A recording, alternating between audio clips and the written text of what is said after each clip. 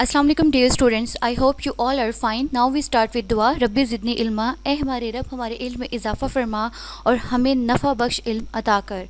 Now we start our lecture, unit number 4, map reading, and the topic is maps and the different types of maps.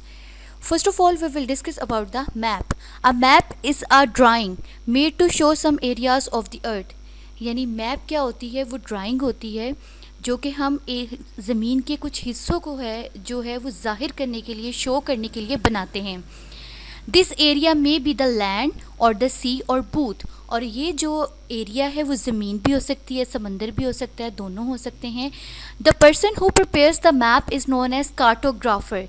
यानी वो शख्स जो कि नक्शे बनाता है, मैप बनाता है, उसको हम क्या बोलते हैं? Cartographer. There are many types of maps. अच्छा, मैप्स की कई टाइप्स हैं। सम आर एज फॉलो, और उनमें से कुछ यहाँ पे दी गई हैं। सबसे पहले है cartogram. Cartogram is a map in which some variables जिनकी वैल्यूज़ चेंज होती हैं, such as time and gross national product is shown for the land area और डिस्टेंस। यानी जिसमें कुछ वेरिएबल जैसे कि टाइम और ग्रोस नेशनल प्रोडक्ट GNP, मजमूई कौमी पैदावार को जो है वो ज़ाहिर किया जाता है कुछ एरियाज से या डिस्टेंस से, फासले से। द ज्योमेट्री और स्पेस ऑफ द मैप, और जो ज्योमेट्री होती है या मैप की जो जगह होती है इसको डिस्टॉर्टेड किया जाता है टू टेल द इंफॉर्मेशन, ताकि मालूमात को जो है वो शो किया जा सके, बताया जा सके। अगर हम कार्टोग्राम की सिंपल डेफिनेशन करें, a map on which statistical information shown in diagrammatic form, यानी वो नक्शा कि जिसमें शुमारियाती मालूमात जो हैं उनको डायग्राम की फॉर्म में ज़ाहिर किया जाता है, उसको हम कार्टोग्राम यानी नक्शा शुमारियात कहते हैं। उसके बाद हम फिज़िकल मैप की तरफ चलेंगे। That is the second kind of map जिसको हम फिज़िकल मैप कहते हैं। Physical map mainly show features that are the part of nature such as mountains, desert, forest, rivers and grassland। यानी वो नक्शा जो कि ज़मीन के कुदरती हिस्सों को ज़ाहिर करता है, जैसे कि माउंटेन्स, पहाड़, फॉरेस्ट जो कि अल्लाह ताला ने नेचुरली बनाए हैं, उस मैप को हम फिज़िकल मैप कहते हैं। उसके बाद नंबर 3 पे है political map. Political map is a map that shows the features such as cities, provinces, states, countries and the boundaries between them। यानी वो नक्शा जो कि शहरों को उसके साथ साथ मुल्कों को, रियासतों को और उनके दरमियान जो भी बाउंड्रीज मौजूद हैं उनको शो करता है, that is called the political map. अब हम रिलीफ मैप की तरफ चलेंगे।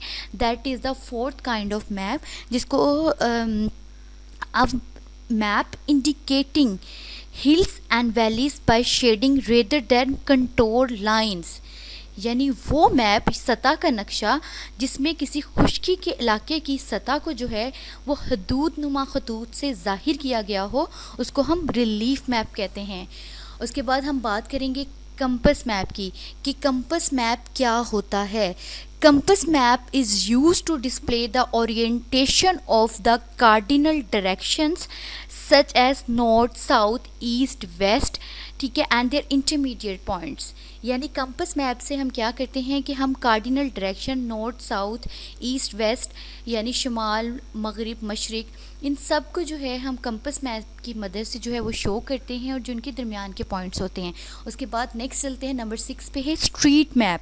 कि स्ट्रीट मैप क्या होता है? Street map is a map of a town और city, okay, showing the positions and names of all the streets. ये क्या करता है कि ये मैप जो है किसी कस्बे को, सिटी को, उनकी पोजीशंस को या स्ट्रीट्स के नेम्स को शो करता है। उसके बाद थीमेटिक मैप। Thematic mean मौज़ूआती।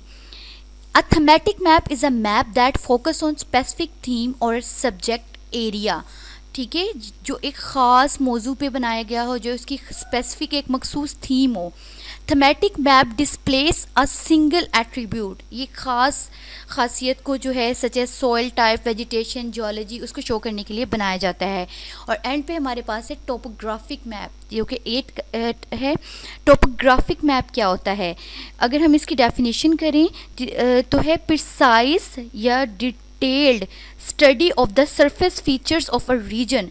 यानी किसी भी इलाके की जो है सरफेस की जो खसूसियात है उसको तफसीली तौर पे अगर हम उसका जायज़ा लेते हैं तो उसको हम जो है टोपोग्राफिक मैप से शो करते हैं।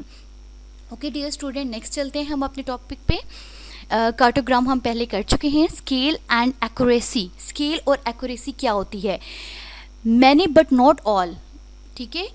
Maps are drawn to scale expressed as or ratio as 1:10,000, meaning that one of any unit of the measurement on the map correspond exactly to 10,000 of the unit on the ground। यानी actual में देखें, ज़मीन हमारी, अल्लाह ताला ने ज़मीन को बहुत वसी बनाया है, लेकिन जब हम नक्शे में ज़ाहिर करते हैं, उसको शो करते हैं, तो हम उसको यूनिट्स की फॉर्म में शो करते हैं।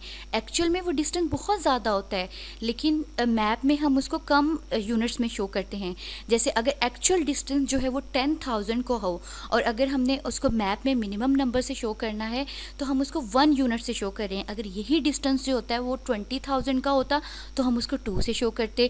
30,000 का होता तो उसको 3 से शो करते। Large scale maps cover relatively small regions in great detail.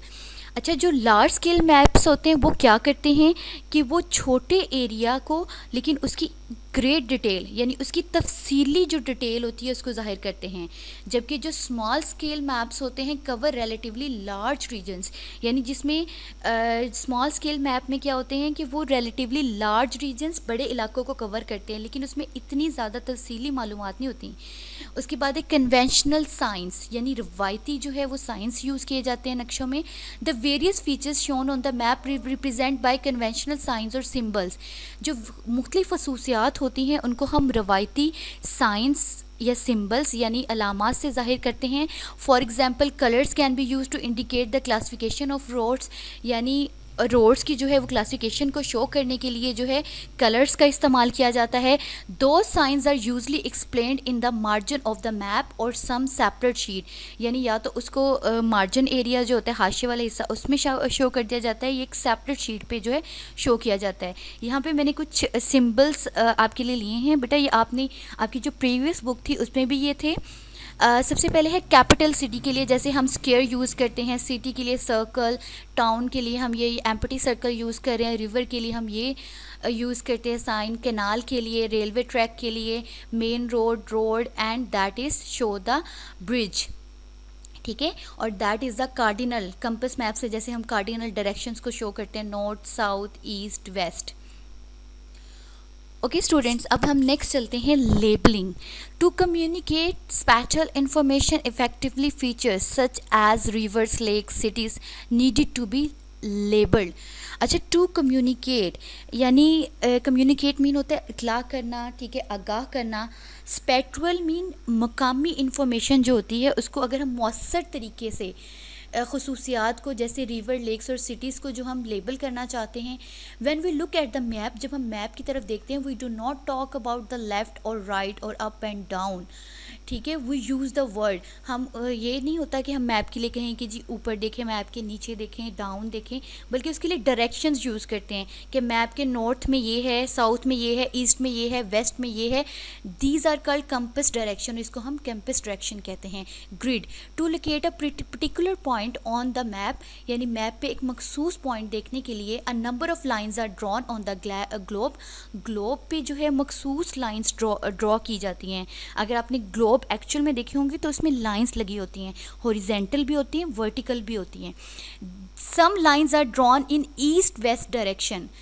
अब जो लाइन ईस्ट से वेस्ट स्टूडेंट्स ड्रॉन होती हैं उनको हम लैटिट्यूड कहते हैं, यानी जो ईस्ट टू वेस्ट होंगी वो लैटिट्यूड होंगी। Others are drawn in north to south direction, और नेक्स्ट जो होंगी वो नॉर्थ टू साउथ होंगी, और इनको हम लॉन्गिट्यूड्स कहेंगे। दे क्रॉस ईच अदर, ये एक दूसरे को क्रॉस करती हैं, and a network is made, और एक नेटवर्क बन जाता है। दिस इज़ कॉल्ड ग्रिड, और इसको हम ग्रिड कहते हैं। This grid helps to locate any place on the map of the world, और ये ग्रिड जो है हमें किसी भी मुल्क में जो है लोकेशन को फाइंड करने के लिए जो है वो हेल्प करता है। There are two lines into which are earth is divided. Two lines होती है, lines of latitude and lines of longitude. आगे पिक्चर आ रही है जहाँ पे मैं आपको शो करती हूँ।